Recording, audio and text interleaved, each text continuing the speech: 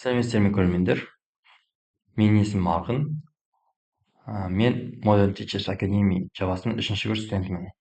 Бүгінгі сабағымыз 8-ші сыныпқа арналған олимпиадалық есепті шығару. Сонымен есептің шартын оқитын болсақ, жүзуші өзен ағысына қарсы жүзіп барады. Бірінші көпірдің жанында ол бос бөтелкесін түсіріп алады. Тағы 20 минут ағысқа қарсы жүзіп барып, бөтелкесін жоғалтқанын байқайды да, кері бұрылып бөтелкесін қуып жетуге бет алады. Ол бөтелкені екінші көпірдің жанында қуып жетеді. Егер екі көпірдің арасы 2 километр болса, өзен ағысының жылдамдығы қандай?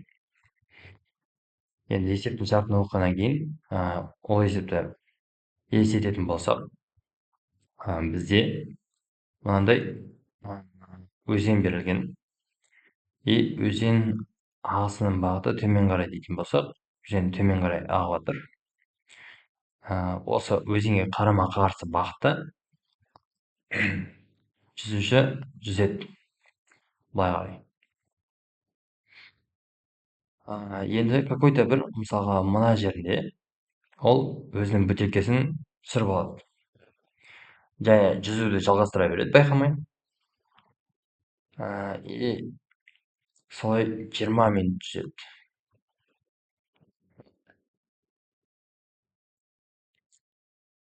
Какой-то жаңағы жүзушіні V жылдамдықпен жеткізетін болсақ, өзен ағысын U жылдамдық деп алайық. Және мына бөтелкесін бірінші көпірде түсіріп алған ғой. Осы бірінші көпірді салатын болсақ, мына бөтелке енді бос бөтелке болғаннан кейін былай өзен ағысы бойымен жүзіп кетеді. Яғни оның жылдамдығы U болады. Енді ол жаңағы біздің жүзушіміз былай 20 минут жүзгеннен кейін примерно мына жерге келгенде былай қарайтын болсақ, сәйкес келген кезде осы жерде өзінің бөтелкесін түсіріп алғанын байқайды. Қайтып сол бөтелкесін қайтарып алу үшін жүзеді. Және бұл жерде ол V жылдамдық өзінің жүзуші өзінің жылдамдығы бар, бірақ ағысқа қарсы болғандықтан, ағыспен бір бағытта болғандықтан, жаңағы ағыс жылдамдығы да қосылады. Солай, примерно осы жерге келген кезде екінші көпір екен, өзінің бөтелкесін алып алады. Және есептің шарты бойынша бізге тағы осы екі көпірдің арасы 2 километр деген. Енді жалпы есептің берілгенін жазып алдық. Біз мына жүзуші бөтелкесін жоғалтқаннан кейін қанша километр жүзетінін қарастыратын болсақ, оны біз S1 деп белгілейік. Ол былай жүзуші V жылдамдықпен өзен ағысына қарсы жүзіп бара жатыр ғой. Сондықтан V азайтылған U дейміз. Және бұл 20 минут, бірақ оны біз әзірге T1 деп белгілей салайық. Сосын ол байқағаннан кейін былай мына жерде байқағаннан кейін кері қарай қайтады ғой. Кері қарай қайтқан кезде ол қосымша тағы осы екі көпірдің арасы, яғни 2 километр жүзеді.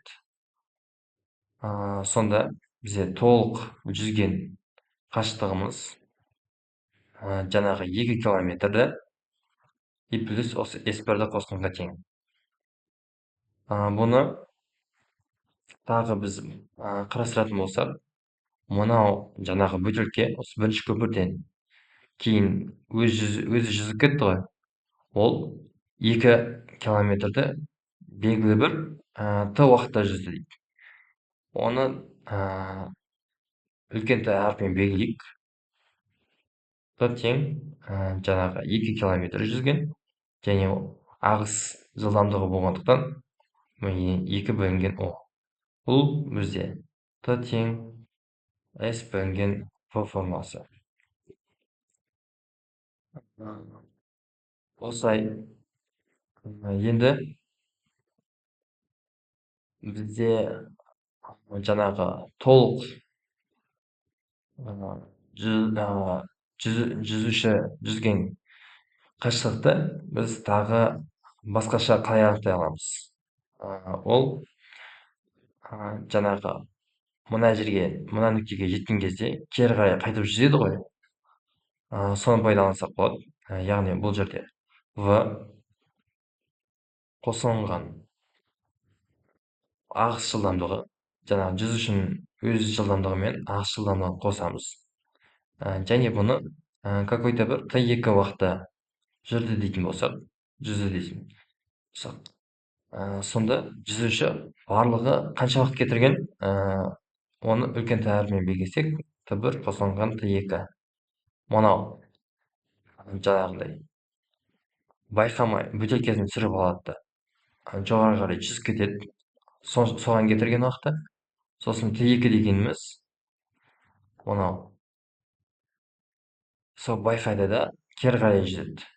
Дәл осы уақытты біз Т уақытқа теңестіріп тұрып. Бұл одновременно мынау Т дегеніміз үлкен Т. Ол бөтелкенің мына жерден құлап ағыс жылдамдығы арқылы жылдамдығы ағыс жылдамдығына тең болып, бірінші көпірден екінші көпірге дейін барады. Яғни 2 километр жолды осынша уақытта кетірген, өткен. Енді осы жерден бізде мына S-міз, мына S1-міз мына S1-ге тең, ал бұл жердегі Т1 дегеніміз 20 минут. 20 минут дегеніміз біз қазір километр сағатпен өлшеп жатырық. Оны сағатқа айналдыратын болсақ, 1 сағатымыз 60 минут қой. Ал 20 минут дегеніміз осы 1 сағаттың 3/1 бөлігі ғой. Сондықтан оны сағатқа айналдырған кезде 20 минутымыз 3/1 сағат деп аламыз. Ал енді мына S пен мына S екеуі тең, сол екеуін тең екенін жазсақ, 2 қосылған газ сәл уақыт орын үнемдейік. 2 қосылған S1-міз V азайтылған U бөлінген Т1 тең, мынаны жазатын болсақ, V қосылған U көбейтілген Т2. Т2 дегеніміз бұл жерде бізде белгісіз ғой, оны үлкен Т азайтылған Т1 дейтін болсақ. Сонда Т азайтылған Т1.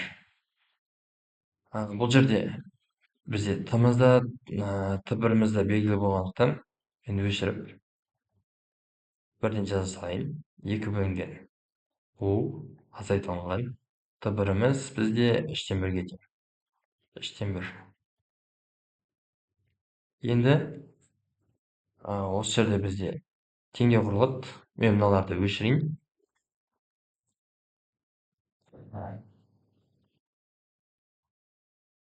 Теңдеуді шығарайық.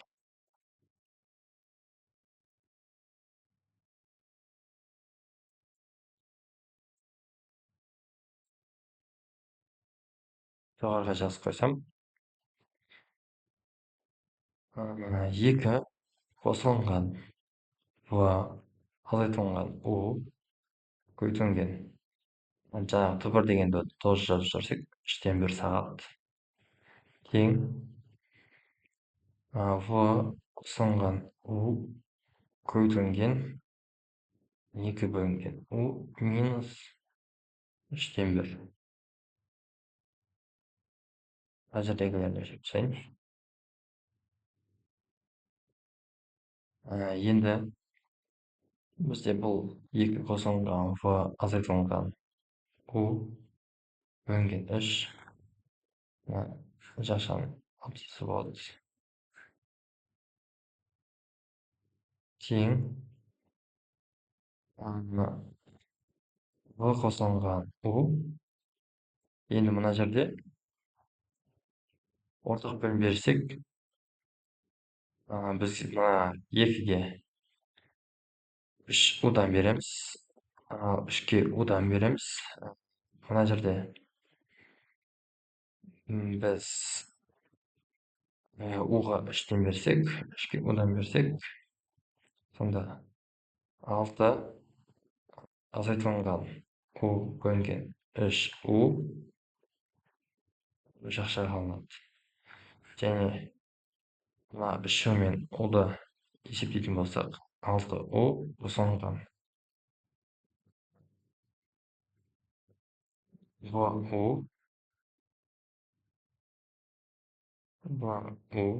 азайтылған у квадрат тең в мен 6-ны көйткенде 6v, в мен уды көйткенде минус в у, сосын плюс 6 у минус у квадрат. Енді теңдіктің екі жағында да у квадрат пен у квадрат бар. Және 6 мен 6 бар. Сосын сонда бізде 6v минус vu тең v-ға тең. Енді мына vu мен екеуі бір болғандықтан, оны теңдікті мына жағына жіберіп, 2vu тең 6v деп белгілеуге болады. Және 2v-лар қысқарып кетсе, мына жерде 6 мен 2 қысқарып 3-ке тең болса, у тең 3. Бұл у дегеніміз жаңа есептің басында айтылған ағыстың жылдамдығы. Бізге керекті мән. Жауабы ағыс жылдамдығы у тең 3-ке. Және біз есепті километр сағатпен есептеп отырмыз, сондықтан 3 километр сағат. Осымен есебіміз бітті.